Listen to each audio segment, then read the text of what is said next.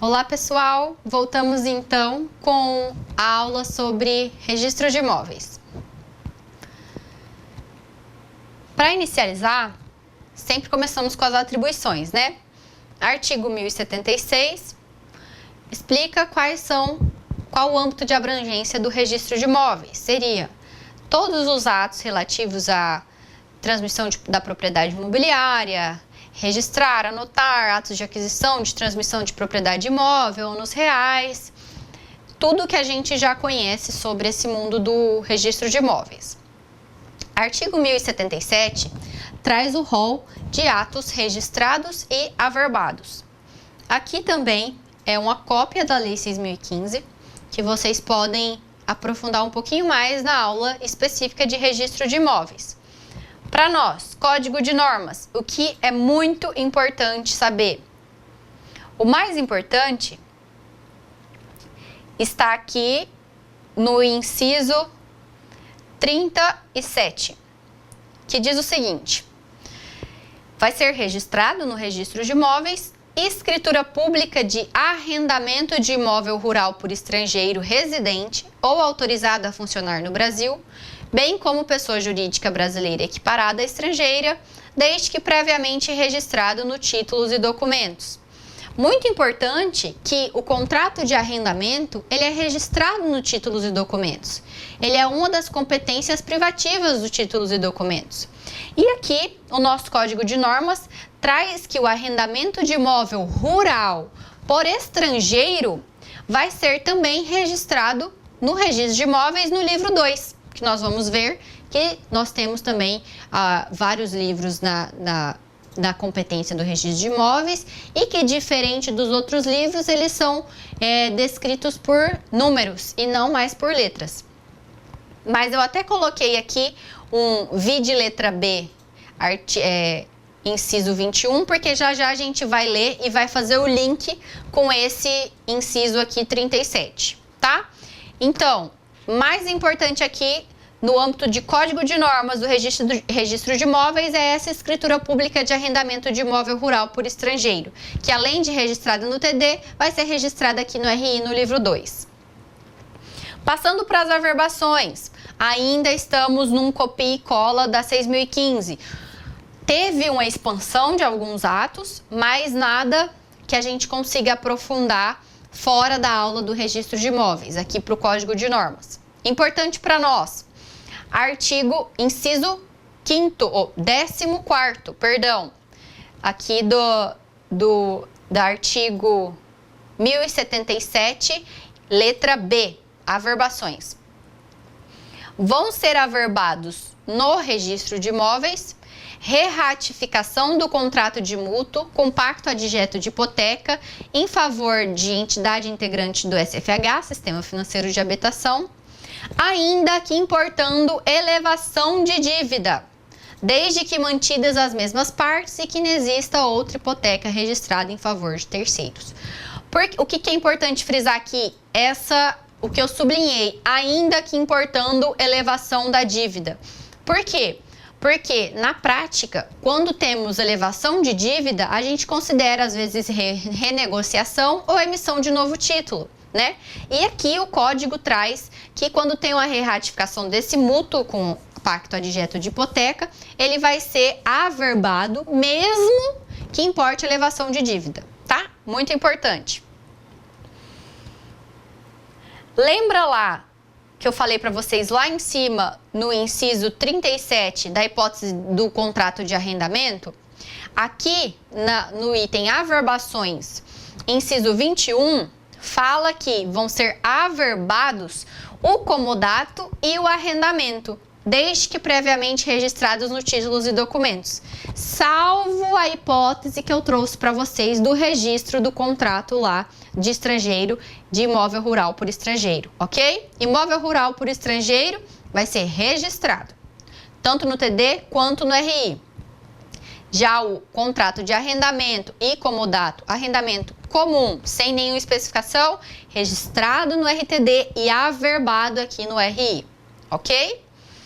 Importante diferença também, o direito de preferência do contrato de locação vai ser averbado aqui no registro de imóveis.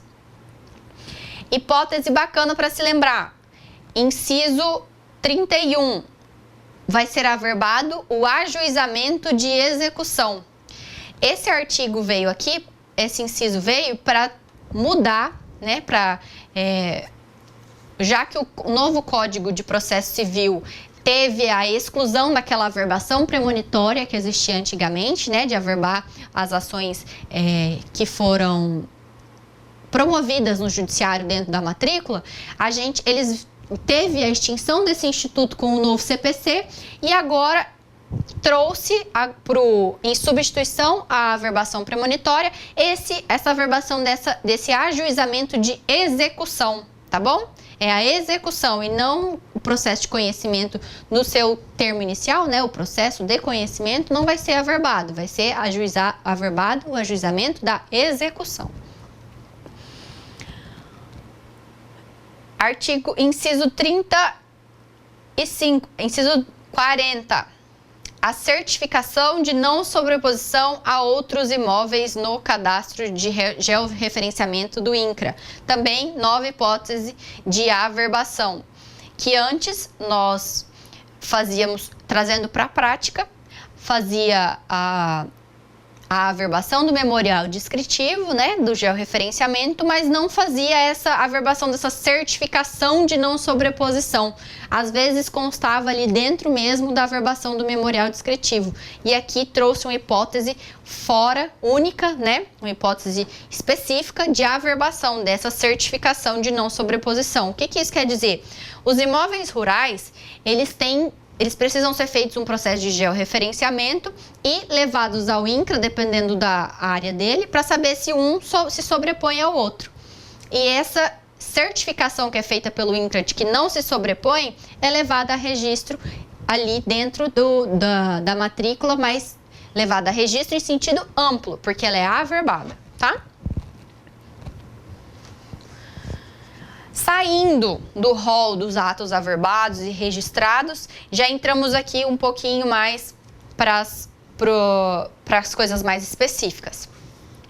Vamos lá, artigo 1079. O desmembramento territorial posterior ao registro não exige sua repetição no novo cartório.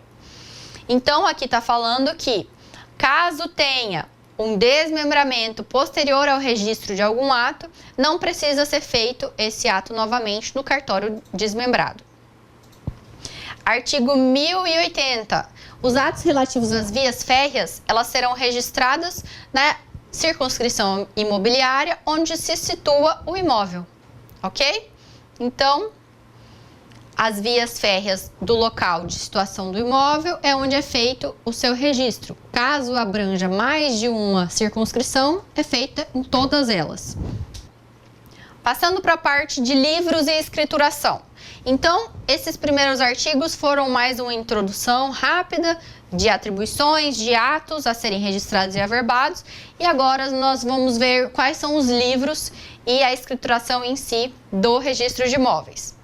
Aqui no registro de imóveis, conforme eu tinha dito anteriormente, os livros, eles são descritos por números e não mais por letras, ok? Então, o livro vai do número 1 ao 5, sendo livro número 1, protocolo, 2, registro geral, 3, registro auxiliar, 4, indicador real e 5, indicador pessoal. Aqui no 1084, ainda no parágrafo 2º, traz uma possibilidade de se substituir o livro protocolo por escritura de forma física, por escriturado eletronicamente. O que isso quer dizer? Que o tabelião, ou registrador, perdão, aqui nesse caso, o registrador, caso queira somente escriturar eletronicamente o livro protocolo, poderá ser feito, não precisa ser impresso esse livro mais, tá? Parágrafo 2º. Poderá, não é uma exigência, é uma facultatividade do tabelião. Aqui, o livro protocolo ainda segue a mesma ideia de que vão ser gerados números de ordem, eles vão seguir indefinidamente e não vão ser reiniciados num próximo livro que for aberto. Passando já para o livro 2. Aqui eu vou precisar ler com vocês porque é muito importante. O artigo 1087 traz os requisitos do livro 2. O livro 2 é o registro geral, são as matrículas em si. O que precisa constar? Precisa constar, inciso 1, a data. 2, nome dos transmitentes ou devedores e dos adquirentes ou credores, dependendo do negócio jurídico, com a sua respectiva qualificação. Nós vamos ver ali embaixo qual a qualificação que precisa ter. O título de transmissão ou do ônus, se for instituído um ônus, a forma do título, sua procedência e sua caracterização, o valor do contrato, da coisa ou da dívida, o prazo, a condição e todas as especificações, inclusive os juros, se tiver. Aqui, o parágrafo 1º. O testamento não é título que enseje transmissão, registro de transmissão. Gravem isso, o testamento não é título que enseje registro de transmissão. Segundo, ainda, é vedado o registro da cessão enquanto não registrado o respectivo compromisso de compra e venda.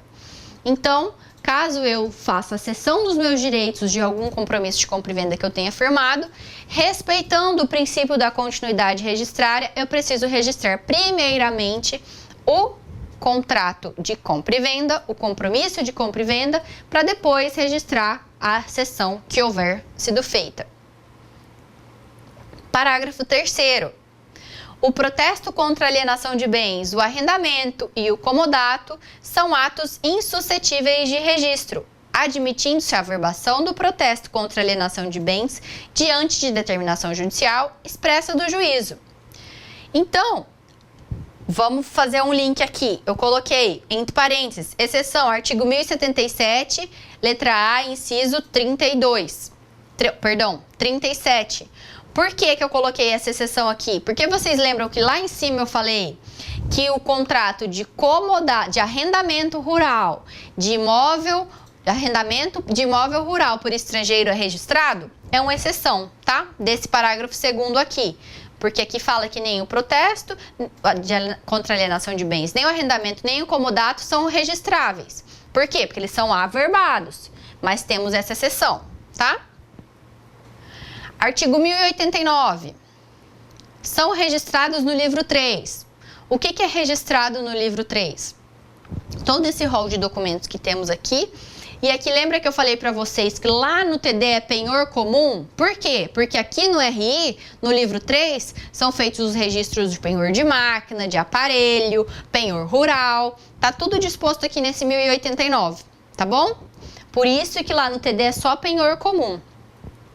Importante aqui lembrar, no 1089, inciso 8º, os títulos que, a requerimento do interessado, forem registrados no seu inteiro teor, sem prejuízo do ato praticado no livro 2. O que isso quer dizer? Que pode ser registrado no livro 3 o registro por extrato de algum título ou algum documento que já esteja completamente registrado, que já esteja inteiramente registrado no livro 2.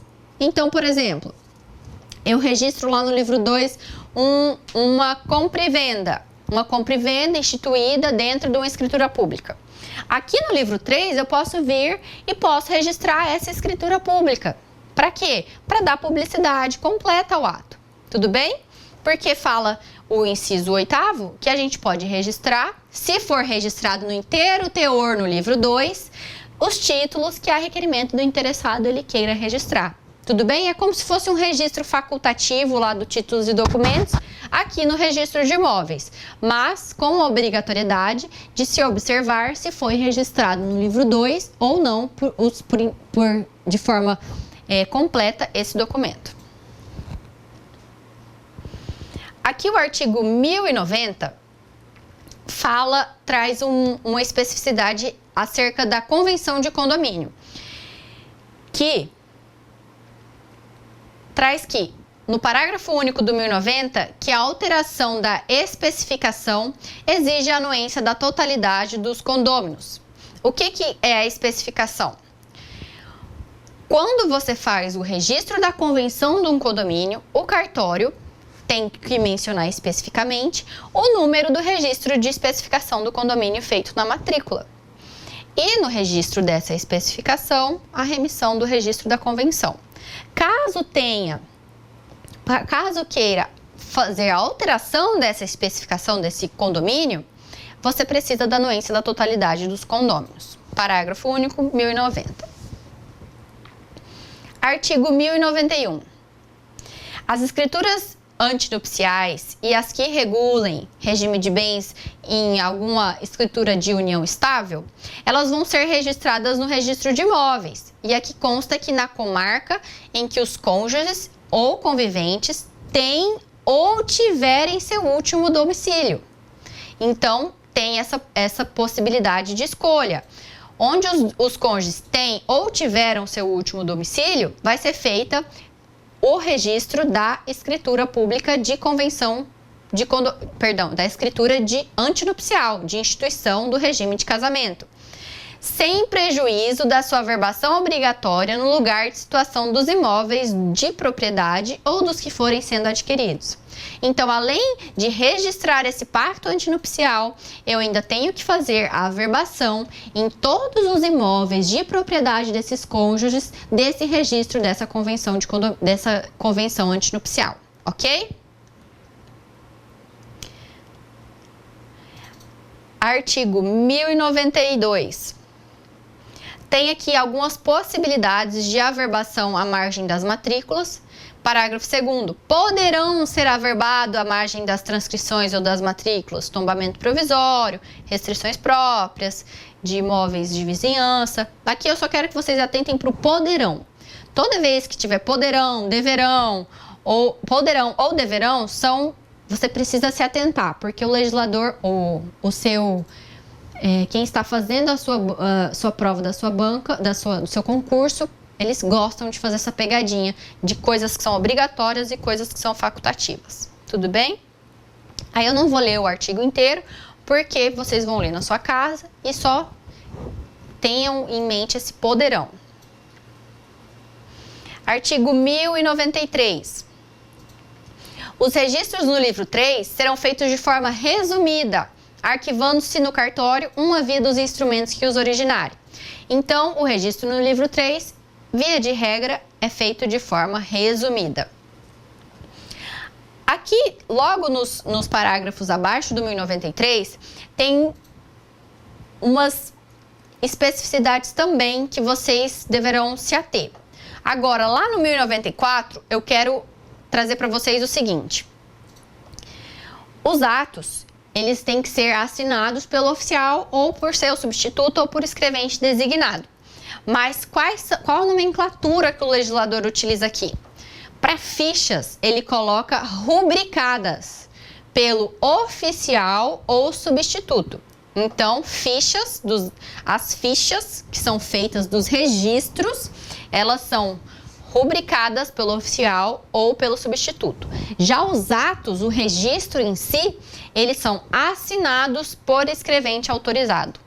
Tá? Então, eu fiz uma tabelinha para vocês, prestem atenção nessa nomenclatura. Artigo 1095, o protocolo deverá ser impresso diariamente. Lembrando que, caso seja feito em formato digital, leia-se impresso em gerado, né? Ele vai ser gerado diariamente.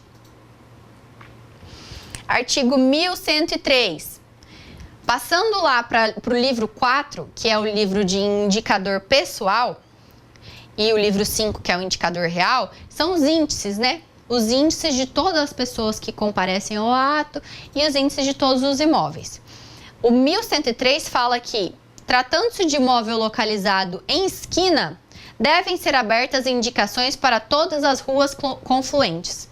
Então, o livro 4, que é o indicador pessoal, ele deverá ser feito, no caso de imóvel localizado em esquina, deve ser aberto tanto para o imóvel, tanto pela frente do imóvel, onde o imóvel está localizado, quanto para as ruas confluentes. Artigo 1105, ainda no livro 4. Os imóveis rurais deverão ser indicados no livro 4, não só por sua denominação, mas também por todos os demais elementos disponíveis para permitir a sua precisa localização. Então, aqui, os imóveis rurais, além da sua denominação, é fazenda, araras, é fazenda, é chácara, pôr do sol. Além da denominação em si, tem que constar todos os elementos disponíveis para localizar para determinar a sua precisa localização, tá? Aqui, ele exemplifica no parágrafo 1º e no parágrafo 2º. Dentre os elementos recomendados, devem figurar aqueles atinentes a acidentes geográficos conhecidos e mencionados nas respectivas matrículas. Acidentes geográficos é uma montanha, é um declive. Então, tudo isso tem que constar na ficha, para melhor caracterização do imóvel rural. E cada um desses elementos de identificação deve ensejar uma indicação, escrito no parágrafo 2º. Artigo 1106. Caso os imóveis possuam indicações semelhantes aos imóveis rurais, deve ser mencionado o número de inscrição no INCRA. Cada imóvel rural tem que ser cadastrado junto ao INCRA. E esse número de cadastro junto ao INCRA deverá constar também nesses índices classificadores para melhor precisão desses imóveis.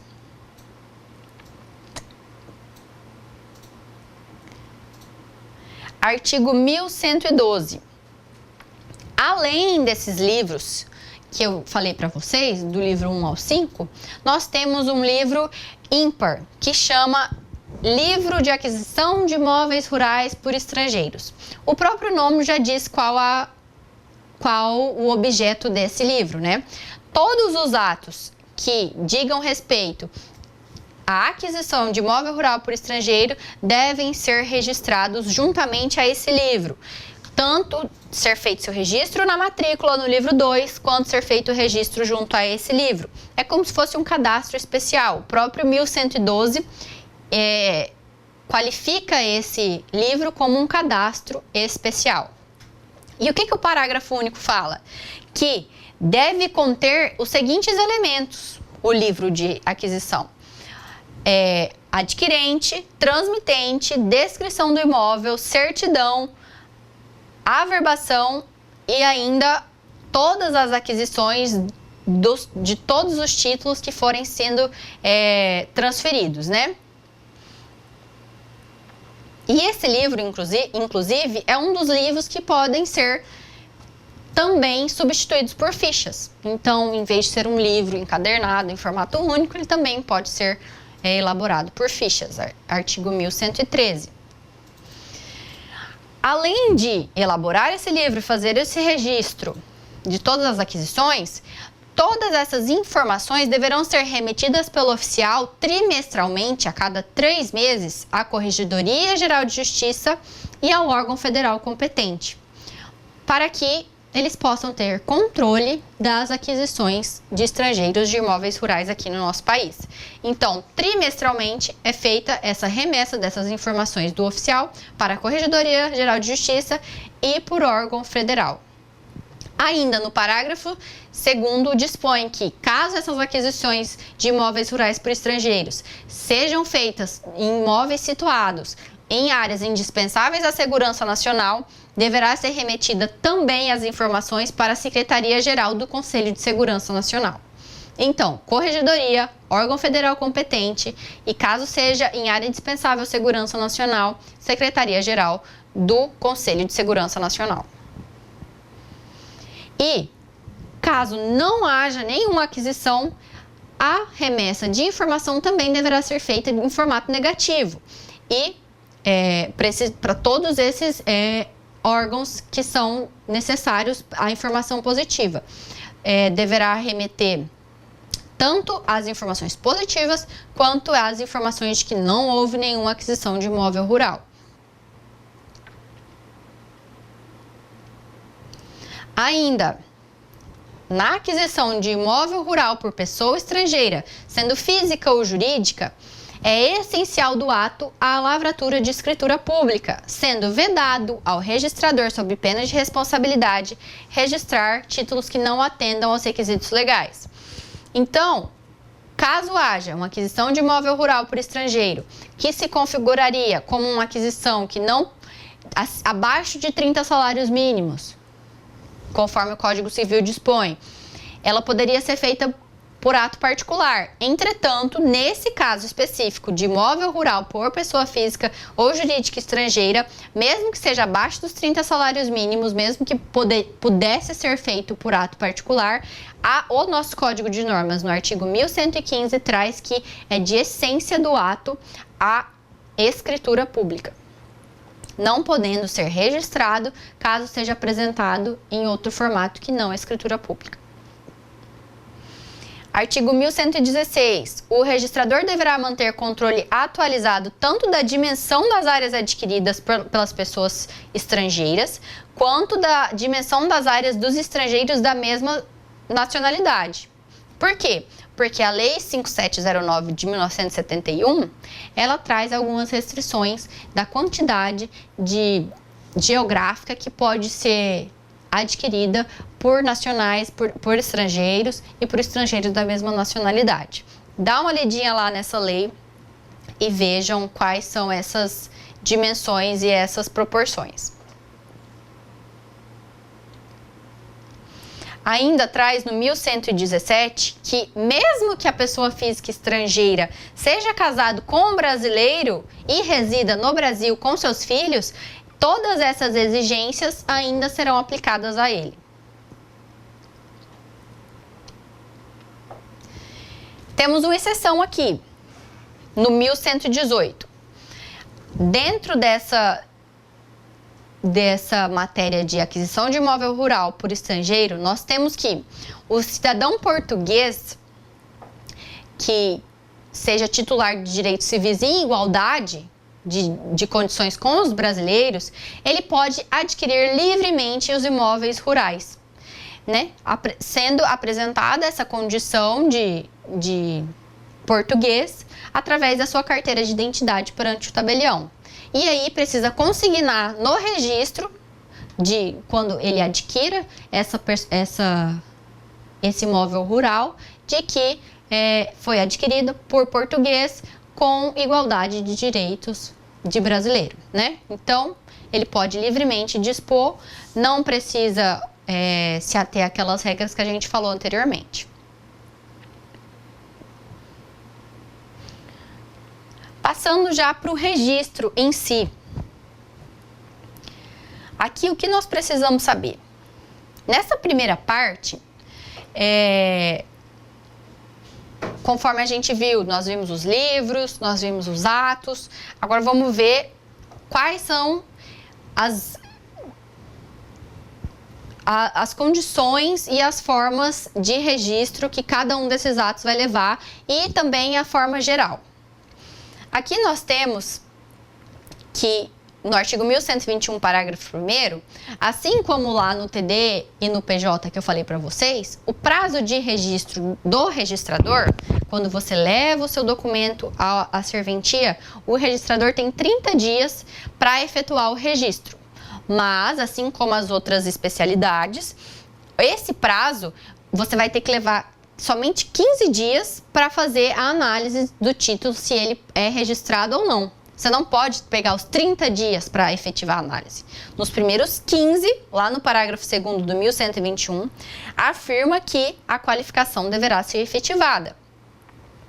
Aí o registrador devolve, se for necessária a correção, ou então ele prossegue ao registro. Aí no parágrafo 3º, já é uma hipótese, já é um fato voltado para a parte. Caso o tabelião, nos 30 dias do protocolo, usou os 15 para proceder ao seu exame, devolveu esse título, a parte tem os outros 15 para retificar. Caso ele não retifique e não apresente novamente a registro, o protocolo será cancelado. Então, caso seja apresentado novamente esse título, ele vai receber um novo número de protocolo, não vai continuar com aquele número, porque já decorreram os 30 dias do prazo.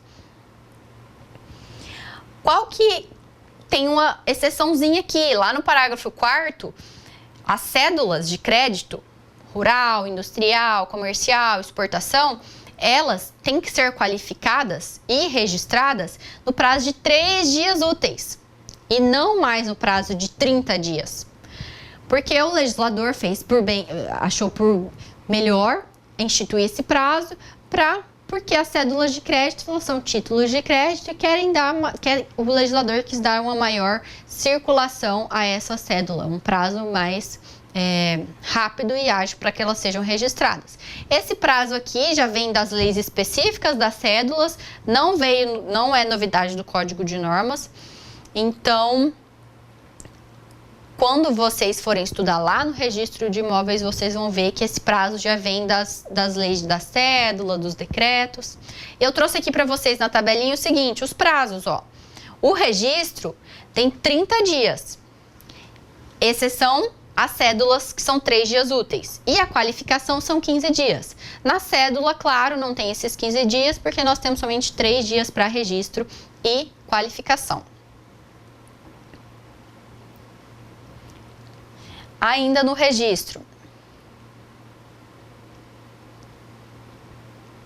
o que tem de mais importante aqui? Artigo 1123 fala sobre o antigo livro de transcrições, fala da necessidade de encerrar esse livro e abrir as novas matrículas. E eu grifei ali um poderá para vocês no parágrafo 3º, dá uma lidinha melhor. O parágrafo 4º, muito importante, porque fala o seguinte: caso seja feita uma abertura de nova matrícula que estava transcrita nesse livro de transcrições antigo, você tem que abrir uma matrícula. Essa matrícula aberta, ela pode ser feita mesmo que seja vaga e imprecisa. É aí onde eu sublinhei para vocês, ó, sendo dispensado inclusive a apuração do remanescente da área. O que isso quer dizer? Caso eu tenha um imóvel que ainda esteja registrado em formato antigo, num formato de transcrição, mesmo que eu abra só uma parte desse imóvel, mesmo que eu divida esse imóvel e abra uma matrícula somente para uma parte, essa parte que sobrou na transcrição, eu não preciso nem apurar ela, eu não preciso nem descrever. Eu posso pegar, tirar essa parte, abrir uma matrícula, abrir essa matrícula vaga e imprecisa e nem apurar o remanescente. No caso, ok, dessa abertura de transcrição e se não houver espaço nos livros anteriores para fazer essa averbação dessa remissão, dessa caracterização dessa área remanescente, tá bom? Artigo 1124. Em caso de desmembramento de um imóvel que já esteja hipotecado, deve ser exigida a anuência do credor hipotecário e realizado o transporte de ônus para as novas matrículas. O que isso quer dizer? Tem um imóvel que eu quero desmembrar ele em vários imóveis. Caso exista uma hipoteca registrada nesse imóvel, quando eu abro a matrícula para os novos imóveis que eu desmembrei, essa matrícula, essa hipoteca vai ser levada para esses novos imóveis. Tudo bem? Vai ser realizado o transporte de ônus para as novas matrículas, sendo necessário, para eu fazer esse desmembramento, a anuência desse credor hipotecário. Ainda falando sobre hipoteca, no 1125, afirma que o registro de hipoteca sobre área certa e determinada, por ser ato transitório, em caso de execução de dívida, caberá ao exequente o desmembramento da área. Eu li meio correndo aqui, 1125.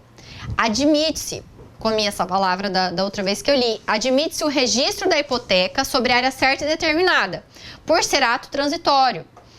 Em caso de execução de dívida, caberá ao exequente o desmembramento da área. Então, aqui nós temos uma máxima no registro público, na área de registro de imóveis, que não existe hipoteca sobre área certa e individualizada. Aqui o 1125, ele admite. Então, grave esse artigo, que o registro de hipoteca sobre área certa e determinada, ele pode ser feito sim, no caso da execução de dívida, que vai caber ao exequente o desmembramento dessa área.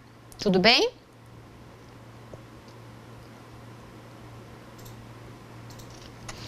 Artigo 1129. Passamos aqui para análise dos mandados de penhora. Aqui fala que, caso seja recebido para registro um mandado de penhora em que o executado seja mero promitente comprador ou devedor fiduciante, tão somente os respectivos direitos poderão ser objeto de construção, devendo o oficial efetuar o registro com essa limitação e oficiar ao juízo competente. O que isso quer dizer? Vamos lá, um mandado de penhora. Eu vou registrar essa penhora no meu imóvel para que esse imóvel possa vir a suprir os valores que um eventual devedor esteja devendo, né? Caso o executado, a pessoa que está recebendo essa penhora sobre o imóvel, ela seja mero promitente comprador, ou seja, ele ainda não comprou, ele fez uma promessa de compra e venda, ele é promitente comprador, ou ele seja um devedor fiduciante, que quer dizer o quê? Eu instituo alienação fiduciária sobre o meu imóvel. Quando eu instituo alienação fiduciária, eu divido a propriedade em duas, né? Eu fico com a parte da propriedade, mas a outra fica com o meu credor.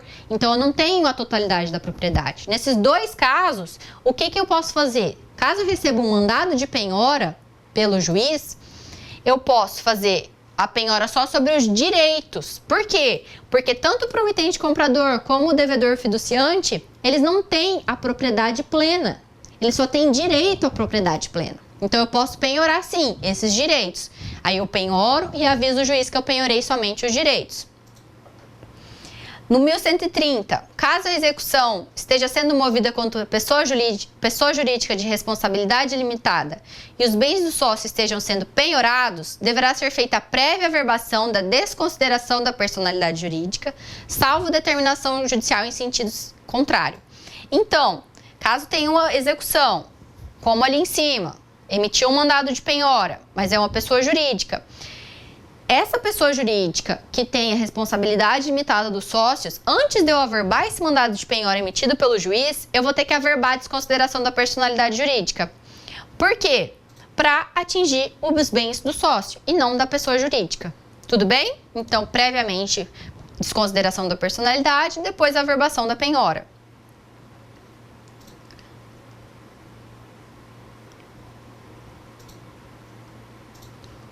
Após, ainda sobre penhora, artigo 1132, é possível a penhora da integralidade do imóvel, mesmo que o executado seja proprietário somente de fração ideal. Então, vou penhorar o imóvel, o executado que está me devendo é dono somente de 20% do imóvel. Eu posso penhorar o imóvel todo, mesmo ele sendo dono de 20% do imóvel. É isso aqui que diz o parágrafo 2º, ok? Parágrafo único do 1133. Os mandados de penhora devem conter os requisitos lá do CPC, artigo 838, 842 e 239 da 6.015. Caso não constem no mandado, poderá o registrador imobiliário ingressar nos autos e certificar os dados faltantes. Ou seja, num processo judicial que é emitido um mandado de penhora, caso no mandado não constem os requisitos necessários para registro, o oficial ele pode entrar dentro dos autos e ele mesmo se certificar desses elementos faltantes.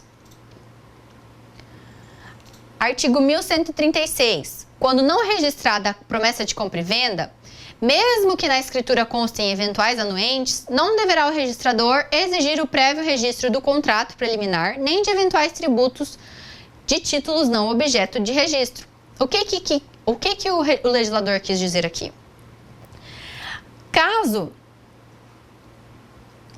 não registrada a promessa de compra e venda, e mesmo que haja eventuais anuentes, o registrador não precisa solicitar o registro desse contrato preliminar de promessa de compra e venda e nem solicitar o tributo incidente sobre essa promessa de compra e venda não registrada. Então, guarda esse artigo, 1136. Quando não registrada a promessa de compra e venda, mesmo que tenha anuente, o registrador não deverá exigir o prévio registro e nem solicitar os tributos devidos. Tudo bem? Artigo 1140. Em caso de diferença de quinhões hereditários, com base na avaliação fiscal, deverá o oficial registrador exigir a manifestação da Fazenda Pública sobre a incidência ou não do respectivo tributo. Isso aqui está falando na hipótese de inventários e partilhas, em que, existindo os quinhões hereditários, você faça a divisão e tenha um valor de diferença dentre os bens de avaliação fiscal, o oficial vai ter que solicitar a manifestação da Fazenda Pública. O que isso quer dizer? Porque no inventário você pode dar valor aos bens. Então, você dando um imóvel 100 mil reais, outro imóvel 100 mil reais e divide, fica igual, né? 100 mil para um, 100 mil para outro. Entretanto, a avaliação fiscal desses imóveis pode ser divergente o valor. Pode ser um 100 mil e o outro 200 mil. Então, quando tem essa divergência de valores, segundo a avaliação fiscal, o oficial tem que solicitar a manifestação da Fazenda Pública para falar se concorda ou não com essa diferença e se tem a incidência de tributos. Lembrando que os oficiais, eles são responsáveis solidários pelo recolhimento dos tributos. Então, é muito importante sempre solicitar as manifestações da Fazenda Pública quando você tenha dúvida acerca do recolhimento ou não de algum tributo sobre algum ato. No 1141, ainda falando de inventário, de partilhas e de quinhões, aqui fala que, sendo feita a divisão com base em dízima periódica, as partes elas devem formular requerimento com firma reconhecida, transformando as dízimas em frações. Como que acontece muito? Às vezes nós temos 3 herdeiros. Esses herdeiros fica cada um com 33% do imóvel. Isso é uma dízima periódica, ela não chega ao fim o valor, o número. Então, aqui está falando que caso venha a registro esse ato, você precisa transformar em fração. De 33,33, você vai transformar para 1/3. Você vai fazer um requerimento, reconhecer firme e pedir que os 33,33 seja entendido como 1/3, ok? Artigo 1142, ainda em escritura pública de inventário e partilha, em que haja cessão de direitos hereditários, haja vista a herança ser transferida pelo princípio de Saizine, deverá ser realizado primeiramente o registro da transferência para os herdeiros e posteriormente o registro da cessão, obedecendo o princípio da continuidade. Lembra que a gente leu um artigo lá que não vão ser registrados os direitos hereditários? Agora aqui é uma exceção, porque quando houver inventário e partilha, caso tenha cessão de direitos hereditários, como através do princípio da Saizine, esses bens já foram transmitidos para os herdeiros, considera-se que foi transmitidos para os herdeiros e depois os herdeiros transmitiram para o eventual cedente, para o eventual cessionário. Então, a gente precisa fazer esses 2 registros, é o que está falando aqui esse artigo. Tudo bem? Eu vou dar uma pausa por aqui e já na próxima aula a gente continua.